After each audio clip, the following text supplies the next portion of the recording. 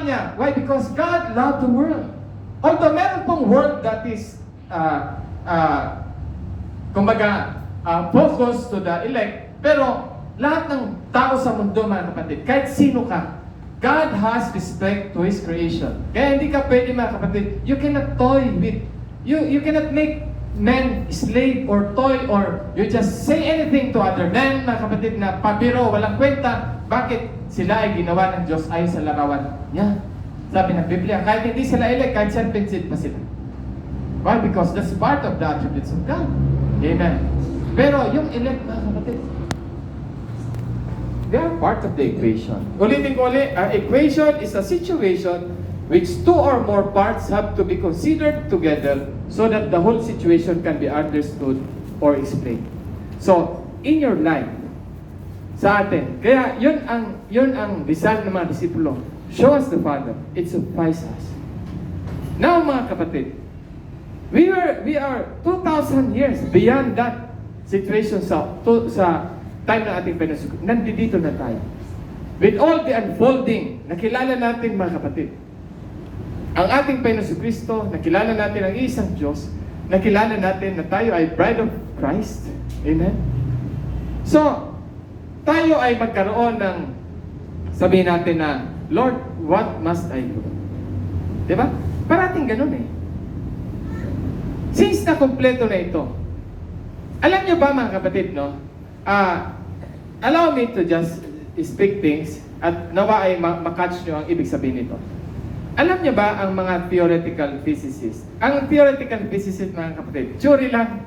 Wala naman talaga silang actual na ginagawa. Nagko-compute lang sila. Gumagawa lang sila ng theorem. Pero once yun ay na-prove nila sa laboratory, mga kapatid, yun ang ginagamit sa mga present na mga technology natin na namamangha tayo. Paano gaano ka-accurate, mga kapatid, yung mga pinapalipad ni Elon Musk na mga rocket, tapos bababa din kung saan yung spot?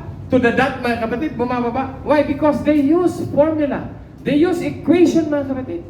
Amen. Na, may mali lang dyan na isa. Bago pa yan ma-aproban at bago ka pa magkaroon ng Nobel Prize, katakot-takot na critics ang titingin dyan with all the data para masabi, oh, maganda equation mo.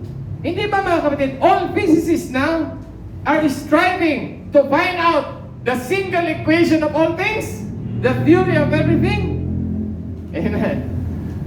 Pwede kong sabihin sa kanila, yan na. Marami lang naghanap yan, ito na lang ang gawin nyo para makilala nyo ang Diyos. Amen. John 16 verse 13. 13 to 16. Kasi, mga kapatid, no,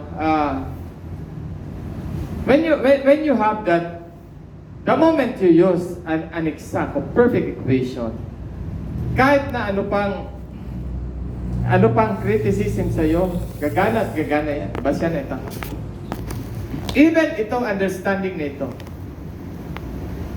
when you realize na ikaw ay nasa tamang equation, tingnan mo ang ating Panginoon Kristo. Halimbawa, pwede tayong mapagkamalan, lalo na sa mga nanonood na kumbaga taga-ibang church. I don't mind. This is from my heart. I can prove it scripturally. Sabihin na, mumusong kayo Sinasabi nyo kayo at ang Diyos ay isa. Alam niyo, mga kapatid, the second part of the equation, 2,000 years ago, yan din ang sinabi niya. Di ba? Alin sa gawa ko ang may problema kayo? Wala sa gawa mo. Sa sinasabi mo. Sinasabi mong Diyos ka. Pinapantay mo ang sarili mo sa Diyos. Mga kapatid, pag sinabi mong pantay, so I will still use a three-dimensional na panukat para masabi mo ang pantay, ganon at ganito. Mga kapatid, beyond the three-dimensional world, beyond the things that we can see, wala na pong mataas, wala na pong mababa dyan. Sa presensya ng Diyos, lahat ay pantay-pantay. Nakita nyo? Amen. So the words above, the words below, are just words, mga kapatid, para lang may words na magamit. But how can I say, mga kapatid, that the God that is within me is lesser than the God within you? At Otherwise, maraming Diyos. Can you imagine, mga kapatid? Kaya nga, kaya ni Joshua patigilin ang araw at ang buwan. Kaya ni Moses satiin ang dagat. Why? Because the same God, mga kapatid. At sabi niya, nagawa ko, magagawa niyo rin. Why? Because the same God. Hindi mo pwede bawasan, mga kapatid, ang eternal essence. Amen. Yan ang hindi mo pwede bawasan, mga kapatid. Kaya mong magdagdag bawas sa mga bagay sa sanlibutan, but the essence of God, you cannot diminish it. You cannot add to it. Because the moment you subtract and add to it, you will be cursed. Amen. Hallelujah. So if I have my Holy Spirit within me, you have the Holy Spirit within you, then that Spirit is the Lord, then walang mataas at walang mababa. Amen. Ang gawin mo lang, mga kapatid, is just to submit to the God that is within. How to submit? I surrender all. Yan ang bagong meaning ng worship. Your reasonable worship, your reasonable service is to renew your mind. And to surrender all your will to the one that is within you, that knows the Father's will. Amen. Yan ang tamang worship. Kahit na maglumpasay ka dyan, kahit na umiyak ka, kahit na gawin mo lahat. Pero, yung leading ni Lord sa puso mo, hindi mo sinusunod. Amen. He who does not have the Spirit of Christ is none of His. The Bible says. Ang walang Espiritu ng Kristo, hindi kanya. Because that's the very evidence, mga kapatid, that we are part of the economy if we are part of the situation. Amen. I'm moving, mga kapatid, from equation to situation. Hallelujah. John 16:13. Howbeit, when the Spirit of truth is come, He will guide you into all truth. For He shall not speak of Himself, but whatsoever He shall hear, that shall He speak, and He will show you things to come. So, makita niyo ito, mga kapatid, no? Hindi siya magsasalita sa ganang kanya. Dahil kung ano ang kanyang marinig, yun ang kanyang sasabihin. At hindi lang yun, mga kapatid, ipapakita niya ang mga bagay na darating. So, when we consider this part of the equation, which is the Holy Ghost, which is the Father, kasi mga kapatid, no, we should understand, i-review ko liya, pag sinabi natin na Christ is the Anointed, which is the Father Himself. Christ, the Anointed One, which is Jesus Christ, who lived 2,000 years ago, na ngayon nasa glorified body. Hindi po yun ang nasa atin. Kasi, otherwise, dalawang body ang nasa atin. But the Christ in you and the Christ in me is the part of the Spirit of God na parehong kalidad, parehong kapangyarihan, mga kapatid. Na pareho, mga kapatid, ang kakayahan na nasa iyo at nasa akin. Ito yung sinasabi dito. Pag dumating yan, sabi doon, hindi siya magsasalitan sa ganang kanya. Can you imagine? If you are part of the equation, then the product ay hindi po ito. Akin to akin yan. Salita ko to, salita yan. Hindi, mga kapatid. So the equation should produce just one product, mga kapatid. Ganun, di ba sabi dito? If you are part of the situation, then the whole situation can be understood and explained. Meaning to say, mga kapatid, kung itong formula na ito ay gagawa ng ganito, ito lang ang pwede gawin ng ganitong formula. Meaning to say, if I will combine, mga kapatid, 3 chemicals na may kanya-kanyang eksaktong sukat, yun at yun lang ang chemical na kanyang ipoproduce. Otherwise, baguhin ko yung sukat ng iba. Di ba? I hope you understand, mga kapatid, di ba? Ibig sabihin, paggaluin mo ang maghalo ka ng chemical, ito ang ipoproduce. Bawasan mo ng konti, ito ang ipoproduce. Magbabago na ang compound. We call that compound. So what I'm trying to say, mga kapatid? So when the Spirit will come, merong Spirit na tinatawag na darating, kasi ang Spirit, mga kapatid, kung dating siya galing sa outer space, nandiyan dyan na siya. Kaya lang siya tinatawag na darating for your sake, mga kapatid, and for my sake. Kasi dati, mga kapatid, hindi tayo aware kasi makasalanan tayo. Espiritu ng sanlibutan ang nag-guide sa atin. Kaya yan lang yung tinatawag na darating because the moment na na-born again tayo in Spirit, pinanganak tayo sa Espiritu, yan ang ibig sabihin ng dumating. Pag sinabi ba, oh, darating na yung anak mo. Saan ang galing ang anak mo? Sa abroad? Hindi, sa tiyan. Saan galing sa Di ba sa'yo? Yung anak mo is within you na nag-produce yan because that's your seed. Galing ba yan sa labas? Alam mo, parating na ang anak ko eh. Saan? Galing sa abroad. Parating na ang first baby namin. Bakit? Galing ba ng ibang bahay yung first baby mo? Galing din sa'yo. Sa'yo yan eh. Yung words lang na parating is the same. It is the same spirit, parating mga kapatid. Pero sabi niya, pag siya'y dumating, hindi siya magsasalita ng saga ng kanya. Oh!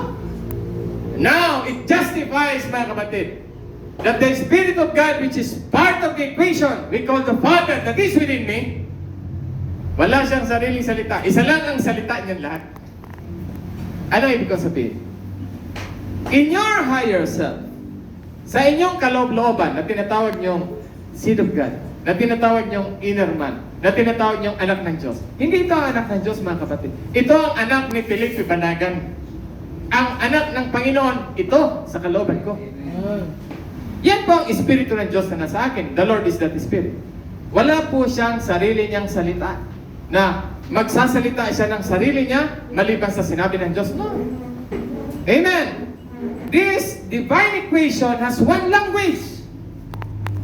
Kaya sabi ni Jesus, kahit nung nandito siya, hindi ko ito sariling salita, ito ay salita ng aking Ama. This is the words of the Spirit. Same is true with this. Amen. Sabi niya, kung ano ang mapakinggan niya, yun ang sasabihin niya. At ipapakita niya ang mga bagay na darating. So, brothers and sisters, I want to apply this sa practical application natin. So, I have the Spirit of the living God within me. You have the Spirit of God within you that leads you and guides you, that show you things to come, that teaches you, amen, the words of God na naririnig nyo dito sa pulpito at binabasa mo. Ngayon mga kapatid, I have a need.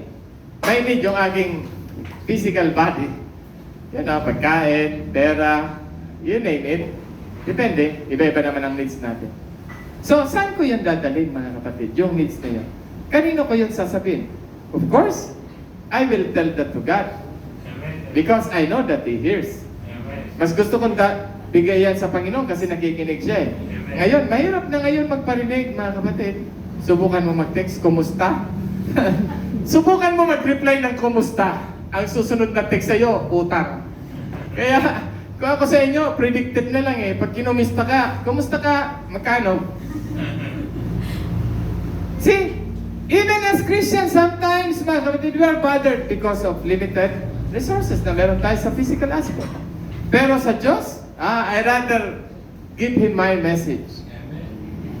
Ngayon, mga kapatid, ngayon, ita-translate ko ngayon yung aking desire sa labas, sa kalooban ko. Kasi alam ko na kung saan ako pupunta eh. Kaya nga, bibigyan ko kayo instruction. Bago kayo maghanap sa labas, hanapin nyo muna sa loob nyo. Amen. Ransanan, paano ko halapin sa loob ko yung provision ko? Saliksikin mo sa Biblia. Pag nakita mo sa Biblia, may pangako ang Diyos, nahanap mo na sa loob mo. Oh. Ano pang gagawin ko, Brother Sanan? Hawakan mo na sa kalooban mo by faith. Ano pang gagawin ko, Brother Sanan? Amuyin mo na sa kalooban mo by faith. Ano sana? Magpasalamat ka na sa kalooban mo by faith. Mag-rejoice ka na. Oh. Pagtiyak ka na sa loob mo, darating na lang yan sa labas mo. Magiging actual siya. Bakit? Because when you bring your situation sa loob mo, amen, and then you begin to pray. Alam niyo ang meaning ng pray? Tingnan niyo na lang doon sa Pinos kanina sa RWT. Prayer is not pleading. Prayer is just saying. Communing with God, mga kapatid. O whatever you need. Alam niyo?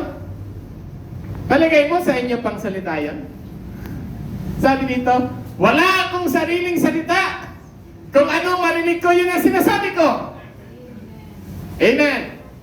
So if you desire anything, mga kapatid, and then you're so inspired na yan ay kalooban ng Diyos at yan ay within the bounds of the Word, say it. Sabihin mo, Brother Sanan, sa iyo, hindi akin yun. Pag ako'y pumapala sa kaloob-looban ko, hindi ko na salita yun. Salita na yun ng aking Ama. Because there's only one word that can manifest, and that's the word of the divine. Ito, hindi ito magmamanifest salita ng tao. I hope you understand, mga kapatid. Bakit ang Psalms? Hindi ba ang Psalms prayer? Bakit sinasabi nating Word of God? Ha? Ang Book of Psalms ay panalangin yan ni David at ng ibang mga psalmist. Pero, anong tawag natin yan? Words of God. Ah, if Christ was in David, and Christ is in me, so all my prayers are Word of God.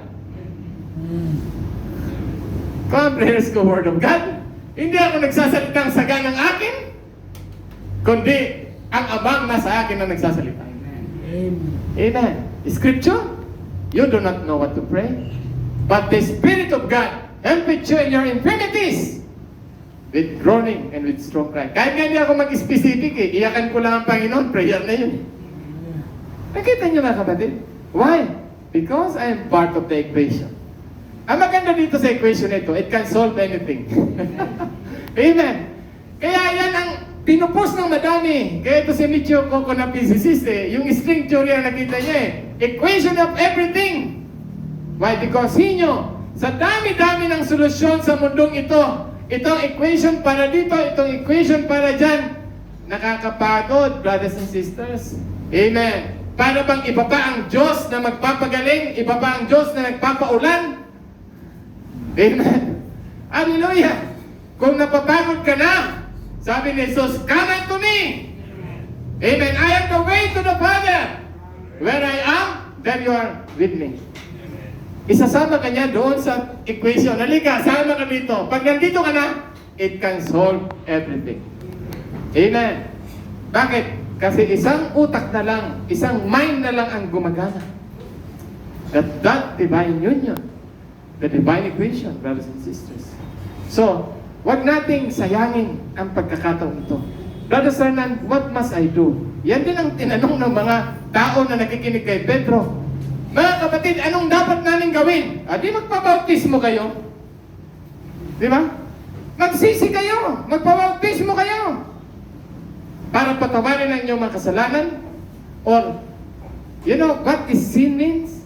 Aside from unbelief, miss the mark. Ano ba? Mga kapatid, kung ikaw ay, anong tawag doon? Pag membro ka ng gun club, mga kapatid, pag umuwi ka, ang kasalanan mo, hindi mo na puntirya yung binabaril mo.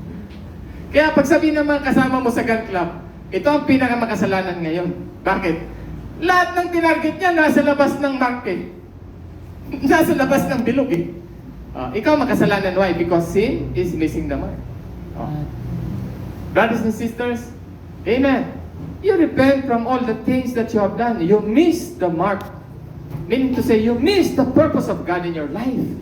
And the purpose of God is His will. Na hindi natin sinunod. Ang sinunod natin ay kabulastugan na gawa na inspiration ng Prince of the Power of the Air. Anong gagawin niya? Patawarin ka ng Diyos. God will forgive you. Amen. God will erase it, mga kapatid. And then God will give you His Holy Ghost. Because outside of the Holy Ghost, mga kapatid, we can never be part of this divine equation. 1 Corinthians 13:12. Diba? Pwede ka, mga kapatid, na bautismon ka. Part ka pa lang ng church equation. Brother Sernan, nabautismon ako sa pangalan ni Jesucristo. Oo, kung nabautismon ka sa tubig sa pangalan ni Jesucristo, sa tubig pa lang membro ka pa lang ng church. Hindi ka pa membro ng mystical body of Christ. Pero, pag ikaw ay napuspos ng Espiritu, membro ka na ng divine equation. I can say, mga kapatid, if you are still living in the world but you are baptized in water, pero hindi ka pa pinapangunahan ng Espiritu, kundi ito pa ang nangunguna sa iyo, kasama ka lang sa church equation. Amen. Kumbaga, what are the benefits, Brother Sernan, nitong church equation? Ipag-pray ka namin. Effective yun. Why? Because you are under the umbrella of protection. Yan ang, mga kapatid, ang part ng church equation. Pero, pag part ka ng Diyos, ng divine equation, dito, you can drink. Not only that, you can overflow. Amen. How big? Ano muna? Bago natin balikan to, Brother Anthony, 1 Corinthians 13:12. So, yun ang sabi. Ano ang dapat namin gawin? Magpabautismo kayo sa ikapagpapatawad ng kasalanan nyo at pagkakalooban kayo ng Diyos ng Espiritu Santo. The Holy Ghost, mga kapatid, is the last